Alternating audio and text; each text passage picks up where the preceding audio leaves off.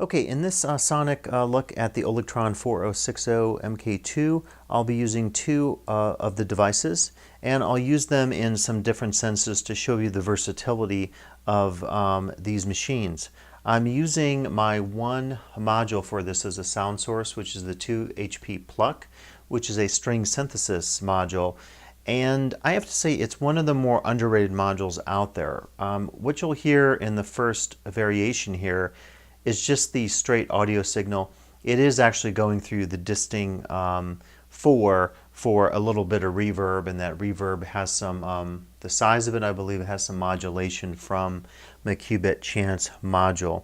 But the purpose of this first variation is to just hear the sound without any of the Olegtrons coming in to modify it. So let's hear that now.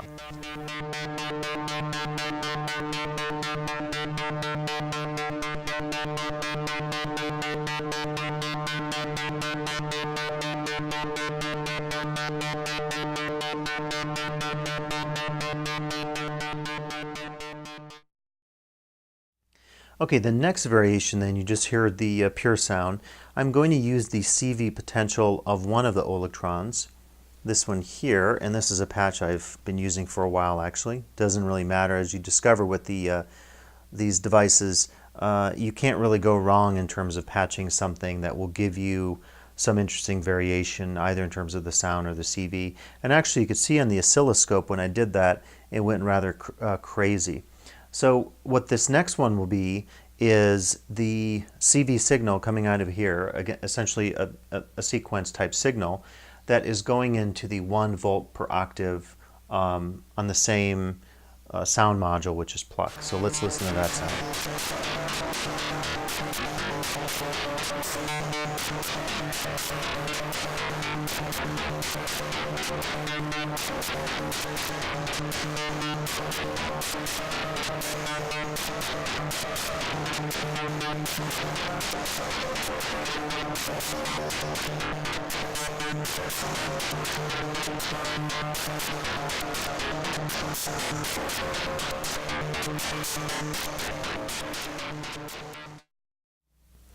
All right, I don't know about you, but I could listen to something like that all day long. It's just so rich in terms of the timbre, the harmonics of it, the distortion that's coming in, the phasing. And that's really one of the things I want to point out with the 4060s is that you can use them in so many different senses. Lately, I found that the CV potentials of these devices are absolutely amazing in terms of what you can produce sonically, and of course you can route this anywhere on your modular system. That's the beauty of these devices and modular as well. Okay, so for the next variation, we'll leave this one on, so you'll still be hearing the modulation from that source going into the 1 volt per octave on the Pluck. I'm also now incorporating the Tiptop Audio fold processor, which for me is a great wave folder. There are a lot of good ones out there. I love this particular wave folder.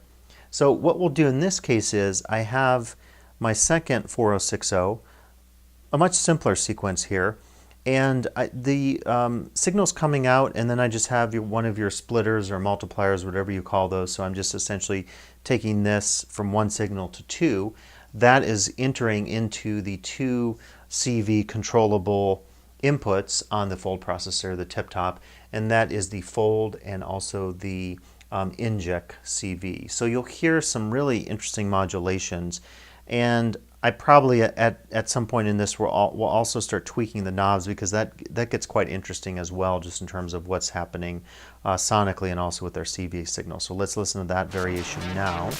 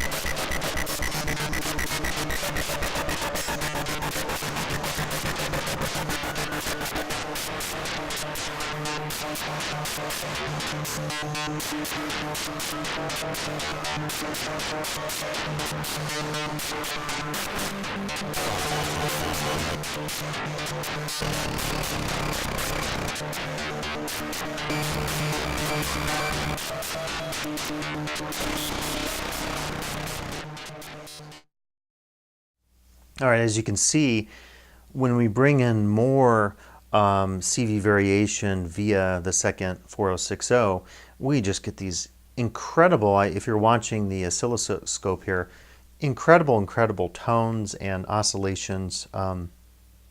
So many complex waveforms that you heard there.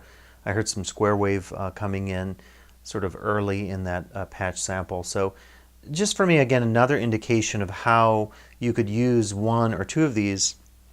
In fact, after doing some of these recent videos, I feel like I could have, no kidding, maybe 3 or 4 of these, because again, you could do so much. In terms of creating, I think what I find with the CV potentials of these boxes is that it creates such interesting aleatoric rhythmic possibilities, and I know you could do that with Euclids and other sequencers out there, random source generators. But there's something, again, to go back to my earlier videos, very fun about patching these up to begin with and taking that and transporting that into another sonic or control realm in terms of your CV signals.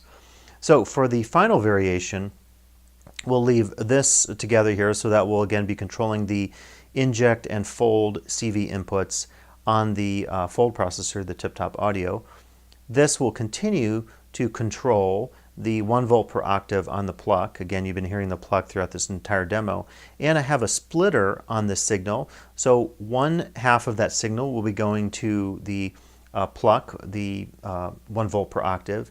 The other one will be going into my second input on the fold processor. So what's going to happen here then is this is sonically then this is controlling, or rather in terms of CV, this is controlling the Pluck. That audio is going into input 1, and I will have these diagrams for you on the screen. Input 1 of the fold processor. Input 2 will be that same signal but used as an audio signal, right? Right now it's a control signal to the Pluck 1 volt per octave. It's an audio signal then to the second input of the fold processor. And then this again is still controlling those two CV parameters on the fold and the inject.